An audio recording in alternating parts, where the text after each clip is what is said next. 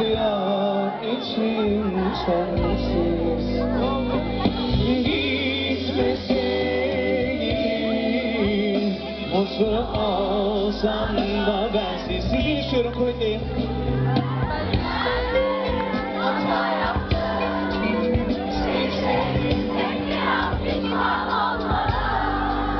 Çok düşündüm, çok yalvardım.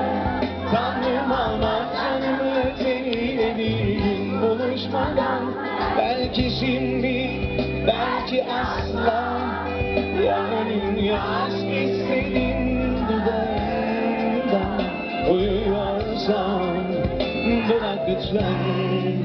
Sen kal aşkı ben giderim buralardan sabah olmadan.